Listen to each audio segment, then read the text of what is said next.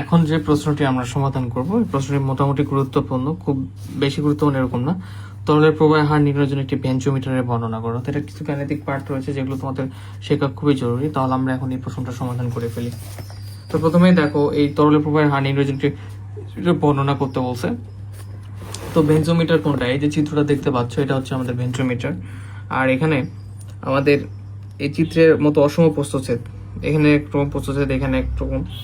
তো অসম প্রস্থচ্ছেদ নল দিয়ে নির্গত তরলের পরিমাণ নির্ণয় করার ব্যবহারকে এই অপ্রশস্ত বা অসম প্রস্থচ্ছেদের যে আমাদের নলটা রয়েছে তার ভিতর দিয়ে যে নির্গত তরল যে নির্গতটা হবে, যে তরল নির্গত হবে, এই যে দুটো আমরা লাইন দেখতে পাচ্ছি, এই তরলের নির্গত তরলের যে পরিমাণ, নল দিয়ে তরলের নির্গমনের পরিমাণটা নির্ণয় করতে হবে, সেটাই হচ্ছে আমাদের ভেঞ্চোমিটার। ঠিক আছে, এটা বার্নৌলি উপপাদ্যের একটা উল্লেখযোগ্য, বার্নৌলি উপপাদ্যের সাহায্যে আমরা এটা প্রমাণ করব। তাহলে চিত্রে কি দেখা যাচ্ছে এখানে দেখো তো, চিত্রে একটা অসম প্রস্থচ্ছেদের আনুভূমিক নল বিবেচনা করলে, চিত্রের একটা আমরা নল বিবেচনা করলাম। ধরা যাক নলের এই বিন্দুতে নল বিবেচনা করলাম, ধরেন এই বিন্দুতে প্রস্থচ্ছেদের ক্ষেত্রফল A1, এরপর হচ্ছে তোমরা দেখতে পাচ্ছ সংকুচিত বি বিন্দুতে প্রস্থচ্ছেদের ক্ষেত্রফল এই যে A2, ঠিক আছে, এর ক্ষেত্রফল এটা হচ্ছে A1। এরপর নলের মধ্যে দিয়ে তরল প্রবাহিত হলে প্রস্থচ্ছেদ স্থান অপেক্ষা সংকুচিত তরলের বেগ বেশি হবে এবং চাপ হ্রাস পাবে। তো এখন বলছে এই নলের ভিতর দিয়ে তরল যদি বৃদ্ধি পায়, তরল যদি কি হয়, তরল যদি যাওয়া আসা করে, সেক্ষেত্রে যেখানে প্রস্থচ্ছেদ কম সেখানে চাপটা বেশি হবে, রাইট, এবং বেগটাও বেশি হবে, যেহেতু জায়গা কম সো দ্রুত পাস হতে চাইবে। এখন সুতরাং নলের এই বিন্দু তরল বেগ হচ্ছে v1, এখানে v1, আর এটা আমরা বিন্দুতে ধরছি হচ্ছে v2 বেগ, এটা হচ্ছে v2 বেগ। ওকে, তো এরপর এইখানে আমাদের যেটা হবে যে v2 অপেক্ষা কম হবে v1 এর বেগটা, কেননা এখানে হচ্ছে চাপ বেশি আর এখানে চাপ কম। এখন এই বিন্দুতে তরলের চাপ p1, এই বিন্দুতে তরলের চাপ p1 এটাতে, আর হচ্ছে p বিন্দুতে তরলের চাপটা হচ্ছে p2, যেটা চাপটা একটু কম হবে এখানে। আচ্ছা, p2, ঠিক আছে। তো আমরা এখন দেখার চেষ্টা করি। তো এখানে কি হবে বলতো, যেখানে হচ্ছে জায়গা প্রশস্ত কম সেখানে বেগটা বেশি হবে কিন্তু চাপ কম হবে, আর যেখানে প্রশস্ত বেশি সেখানে বেগ কম হবে, চাপ বেশি হবে। ঠিক আছে, এটা মনে রাখবো।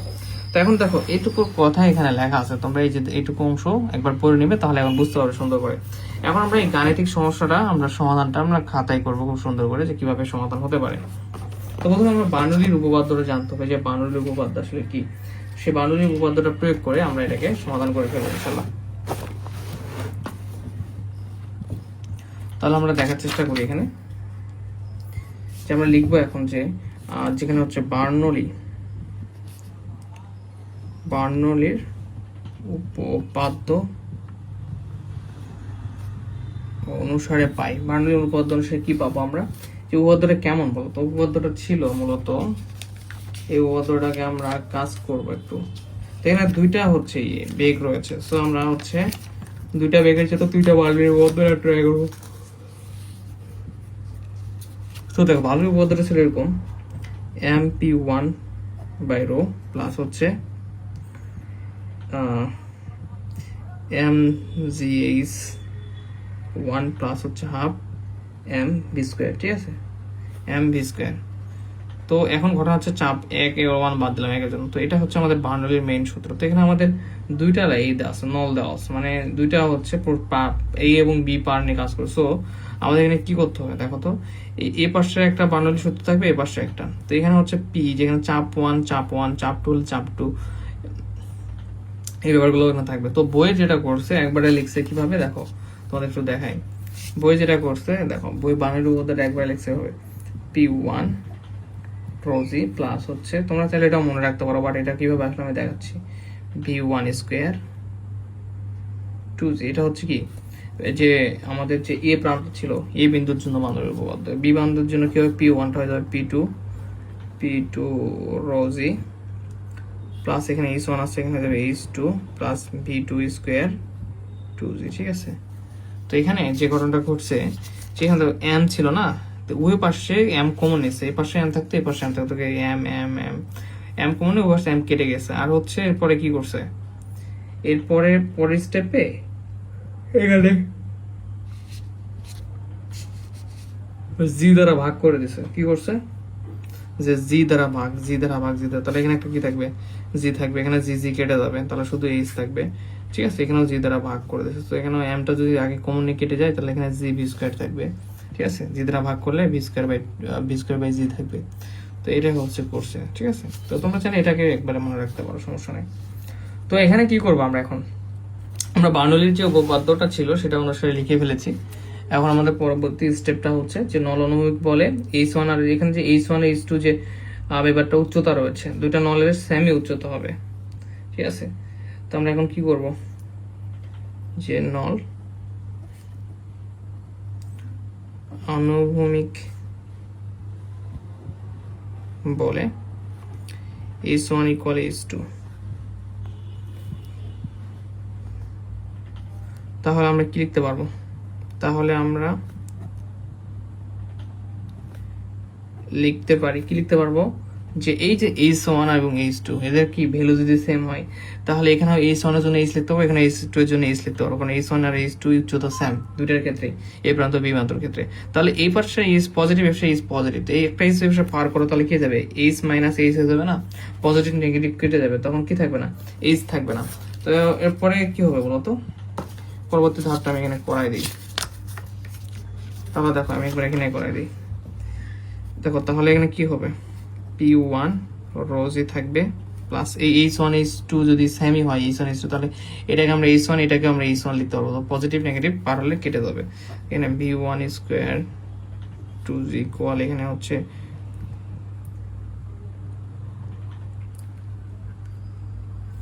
P2 রোজি প্লাস হচ্ছে V2² 2G, ঠিক আছে। তো আমি কি করবো, এই যে দেখো এই পাশ থেকে একটু কাজ করবো, সেটা হচ্ছে এই পি যুক্ত অংশগুলোকে পার করে নিই, P1 রোজি, এই P2 রোজিটাকে রোজি এই পাশে মাইনাস দিয়ে পার করবো, P2 রোজি, ঠিক আছে, ইকুয়াল হচ্ছে আমাদের যে V2² রয়েছে থাকুক 2G, এই পজিটিভ অংশটা মাইনাস এই পাশে V1² 2G, ঠিক আছে। এখন দেখো এখানে কি ঘটনা ঘটবে, এখানে 1/রোজি আছে, এখানে 1/রোজি আছে, দেখো তাহলে 1/রোজিটা কমে দেবো, তাহলে P1 মাইনাস P2, আর এখানে আমরা কি করতে পারবো, এই যে 1/2G আছে, তাহলে এখান থেকে আমরা 1/2Gটা কমে দেবো, তাহলে এখানে V2² মাইনাস V1², ঠিক আছে, ফাইন, সুন্দর। এখন এতটুকু তো আমরা বুঝতে পারলাম, রাইট। তো পরবর্তী স্টেপে কি হবে, পরবর্তী স্টেপে আমাদের এখানে এই P1 P2 কে রেখে দেবো, আর এই যে রো জি রয়েছে এই বান্দাকে এখানে দিয়ে দেবো, তাহলে P1 মাইনাস P2 থাকলো, আর হচ্ছে এখানে এই রো জিটা যদি এখানে আসে, তাহলে উপরে জি, এই জি আর এই জি কেটে যাবে, তখন কি থাকবে, শুধু রো বাই 2, আর হচ্ছে আমাদের থাকবে এখান থেকে যদি V1² কমন হয়, তাহলে এখানে V1² কমন নিলে কি হবে বলতো, V2² এর সঙ্গে V1 দ্বারা V1² দ্বারা ভাগ করতে হবে, মাইনাস কমন নেওয়া বলতে বোঝা আসলে যে তুমি পদ থেকে কমন নেবা যেটা, সেটাকে ভাগ করা বোঝায়, কিন্তু V1² কমন নিলে V2² কে V1² দ্বারা ভাগ করা বোঝায়, মাইনাস এখানে V1² কে V1² দ্বারা ভাগ করলে কি হয়ে যাবে, কেটে গিয়ে শুধু 1 হবে, কমন নিলাম, ঠিক আছে। তো দেখো এতটুকু এই পার্ট পর্যন্ত তোমাদের, এটা এতটুকু দেখো 2 লাইন আছে, আমরা কত দূর পর্যন্ত বুঝতে পারলাম, ঠিক আছে। কমন এটা বুঝতে পারছো আসলে, V1² কমন মানে যে পদগুলো থাকে তাকে সেটা ভাগ করা বোঝায়। তো এখানে V1² ছিল, V1² ভাগ করলে কমন নিচে 1 হয়ে যাবে, এখানে V1² থাকবে। এখন তরলের ধারাবাহিকতা সমীকরণ এক অনুসারে লেখা যায়, এই যে এটা এক অনুসারে লেখা যায় যে A1 = V1 = A2 V2, ঠিক আছে। কি লেখা যায়, তরলের ধারাবাহিকতার সূত্র অনুযায়ী, এই এক নং সূত্র রুলস অনুযায়ী লিখতে পারবো আমরা যে এই A1 V1 মানে এই প্রান্তের ক্ষেত্রে আয়তন এবং হচ্ছে আমাদের যে ক্ষেত্রফল রয়েছিল সেটা, এবং এটার হচ্ছে আয়তন এবং ক্ষেত্রফল পরস্পর কি বেগ এবং হচ্ছে ক্ষেত্রফল, এবং এটার বেগ এবং ক্ষেত্রফল গুণফলটা সমান। এখন V2/V1 এই A1 A2 যেখানে ছিল সে পাশে A1টাকে পার করে দাও, আর V2 যেখানে ছিল সে পাশে V1টা পার করে দাও, তাহলে কি হয়ে যাবে, আচ্ছা এখানে একটু মানে প্রবলেম আছে যত সম্ভব, A2 A1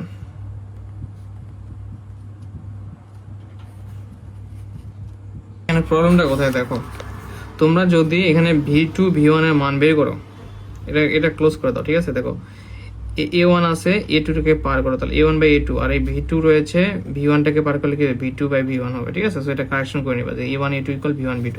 এখন এই যে ভ্যালুটা পেলাম, এখান থেকে এক নং সমীকরণ হতে পারে, এক নং সমীকরণে এই যে V2 V1 রয়েছে, এই যে অংশটা পেলাম আমরা, এখানে V2/V1 এর জায়গায় বসাবো A1 A2, ঠিক আছে। তাহলে এখানে P1 মাইনাস P2 ছিল, যেটা আমি ডিটেলস করে দিয়েছি, PV1² 2, আর V2V1 এর জায়গায় বসাবো A1 A2। তাহলে A1 A2 এখানে স্কোয়ার রয়েছে, তাহলে A1 এর স্কোয়ার A2 এর স্কোয়ার -1। তো এখন কি করবো আমরা, এখানে PV1² আর এখান থেকে আমরা আবার কি করবো, যে স্কোয়ারটা আমরা মানে কমন সরল করবো, ঠিক আছে। দেখো এখানে যদি সরল করা হয় তাহলে কি হবে, A2² রয়েছে, সরল করলে এরকম হবে A1² হচ্ছে A2² মাইনাস হচ্ছে 1, রাইট। তো এখান থেকে A2² যদি আমরা লসাগু করি তাহলে A2² চলে গেলে A1² মাইনাস এখান থেকে A2²। এই যে A2²টা থাকলো, এই A2²টাকে আমরা চাইলে এখানে বাইরে বের করে নিতে পারি, তখন A1² মাইনাস A2² থাকবে। এই A2²টাকে আমাদের সরলে A2²টা এখানে বাইরে নিয়েছে, ঠিক আছে, A2², আর তখন A1² মাইনাস A2²টা এখানে গুণ অবস্থায় থাকবে। এখন এই যে আমরা এখান থেকে আবার দেখো V1² রয়েছে, তো এখান থেকে আমরা V1²টাকে এই পাশে ফলো করো, P1 মাইনাস P2, আর V1²টাকে রেখে দাও। রেখে দিলে কি হয়ে যাবে, এই রোটা ক্রস গুণ হয়ে এই পাশে আসবে, P1 বাই মাইনাস P2 সঙ্গে ভাগ হবে, যে রো ভাগ হয়েছে, 2A²টাকে গুণ হয়ে যাবে। এই যে একবারে লাইনটার কি এই V1²টাকে পাশে রাখছে আর এই পাশে রেখে দিয়েছে, ঠিক আছে, জায়গা জাস্ট চেঞ্জ করছে। তাহলে এই 2A²টাকে এই ক্রস গুণ হয়ে P1 P2 সঙ্গে গুণ হয়ে যাবে, তাহলে এই যে P1 মাইনাস P2 সঙ্গে 2A2² গুণ, আর এই 1 মাইনাস A2² এই পাশে চলে আসবে, ভাগ এই গুণ অবস্থায় ভাগ হয়ে যাবে, রাইট। শুধু V1² থাকবে। তো V1²টাকে ইকুয়াল এই পাশে রাখা হচ্ছে, একইভাবে যদি পরিবর্তন করে এই পাশে নিয়ে এসে একই ব্যাপার, যদি দুই পাশে যদি সেম অবস্থা থাকে, তো এটা তোমরা একটু বুঝতে পারবা যে V1²টাকে পাশে রেখে দিয়ে এই মানগুলো এর যারা এখানে গুণ অবস্থা থাকবে এই পাশে ভাগ হয়ে গেছে, আর এই পাশে গুণ অবস্থা ভাগ অবস্থায় থাকাগুলো ক্রস গুণ হয়ে উপরে চলে যায়, তো এটা মান পেলাম। এখন এটা রুট ওভার যদি করা হয়, ঠিক আছে, বর্গমূল যদি করা হয় তাহলে V1² কেটে যাবে, মানে V1 এর উপরে স্কোয়ার আছে, রুট করলে স্কোয়ার রুট কেটে যায়, তখন V1, আর এখানে A2² আছে, তাহলে A2 এর উপরে যদি রুট দেওয়া হয় তাহলে A2 স্কোয়ার উপরে রুট দিলে স্কোয়ার রুট কেটে যাবে, তখন A2 থাকবে। আবার রুট ওভার দেখো 2 P1 minus P2 rho A1² minus A2², তার মানে কি এই দুই পাশে আমরা রুট ওভার করছি, করে যেটা স্কোয়ার ছিল যাদের উপরে স্কোয়ার রুটগুলো কেটে গেছে, সেটা সিঙ্গেল অবস্থায় আছে, বাকিগুলো রুট ওভারের ভিতরে। এখন নলের ভিতরে পানির প্রবাহ বিবেচনা করলে ঘনত্ব কত গ্রাম, 1 গ্রাম সেন্টিমিটার হয়। সেক্ষেত্রে এই ঘনত্ব 1 গ্রাম যদি হয় তাহলে আমরা কি করতে পারি, এখন ঘনত্ব 1 গ্রাম হয়, সেক্ষেত্রে আমরা এই ঘনত্বর যে ভ্যালুটা রো ইকুয়াল, তাহলে কত বসাতে পারবো এখানে, সরি এই যে রো ভ্যালুটা, ঘনত্বর মানটা যদি 1 সেন্টিমিটার বিবেচনা করলে ঘনত্ব যদি 1 হয়, 1 গ্রাম সেন্টিমিটার হয় ঘন সেন্টিমিটার, তার রো এর মান 1 বসালে V1 = A2, শুধু পুরোটা সেমই থাকবে, শুধু এখানে 1 হবে। এই বিন্দুতে প্রতি সেকেন্ডে যে আয়তনের পানির প্রবাহ করে নল দিয়ে পানি প্রবাহের হার হচ্ছে এর সঙ্গে আমরা যে কাজ করব যে এই বিন্দুতে A1 প্রবাহ যে ক্ষেত্রফল গুণ করে দিতে হবে, এই বিন্দুতে প্রতি সেকেন্ডে আয়তন প্রকাশ করে নল দিয়ে পানি প্রবাহের হার হবে, এর সঙ্গে A1 গুণ করে দাও, এর সঙ্গে A1 গুণ করে দাও, A1 B1 A2 A1 A2, এবং যেরকম ছিল তেমনই থাকবে। এখন তরল স্তম্ভের পার্থক্য এই যদি হয়, সেক্ষেত্রে আমরা P1 মাইনাস P2 ইকুয়াল কি লিখতে পারবো, H rho G, ঠিক আছে, এটা হচ্ছে আয়তন হবে আমাদের H rho G টা, মানে পার্থক্য, ধরো চাপ P ইকুয়াল ছিল H rho G লিখতে পারতাম, কিন্তু এখানে চাপের পার্থক্যটা আমাদের হচ্ছে H, যার ফলে এটা আমরা পার্থক্যটা P1 থেকে P2 বাদ দিলে পাবো H rho G। তাহলে এখন এই P1 মাইনাস P2 যেখানে আছে সেখানে আমরা জাস্ট আয়তনটা H rho G বসাই দেবো, তাহলে শেষ। A1 A2 two H rho G, দেখো এই রো কেটে গেল, ঠিক আছে, জাস্ট A1 B1, আচ্ছা এখানে একটা সমস্যা মনে হচ্ছে, A1 B1, তাহলে দেখো এখানে এটা প্রতি সেকেন্ডের জন্য পানি প্রবাহের হার বের করছিলাম, আর এত হলে তাহলে আয়তনটা কত হবে, এটা হলো আমাদের মেইন সমীকরণ, এই 2 নম্বর সমীকরণ যেতে হবে, ঠিক আছে। মানে হচ্ছে এই যে এখানে A1 A2 যে ইউজ করছিলাম, মানে এখানে যে A1 B1 আমরা যে ব্যাপারটা ইউজ করেছিলাম,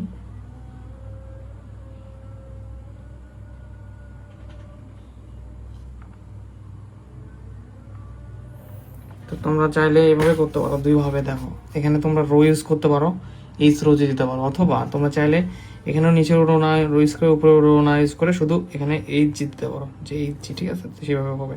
অথবা তোমরা চাইলে এই যে এখানকার যে মেইন যেটা যে A1 B1 A1 A2 এই যে মেইন সমীকরণে তোমরা P মাইনাস P2 এর ভ্যালুটা 2H rho G বসাই দিতে পারো, অথবা একবারে এই লাইনটাও লিখে দিতে পারো। তো তোমাদের এটা হচ্ছে আমাদের কাঙ্ক্ষিত অ্যান্সার, ঠিক আছে, যে লিখবা যে সুতরাং A1 A2 জানা থাকলে ম্যানোমিটারের সাহায্যে পরিমাপ করে নল দিয়ে করা যায়, নির্ণয় করা যায়, হার নির্ণয় করা যায়। ম্যানোমিটার কেন বা বেঞ্চোমিটার, ভেঞ্চোমিটারের সাহায্যে, ঠিক আছে? জানা থাকলে ভেঞ্চোমিটারের সাহায্যে পরিমাপ করে নল দিয়ে পানির প্রবাহের হার নির্ণয় করা যায়।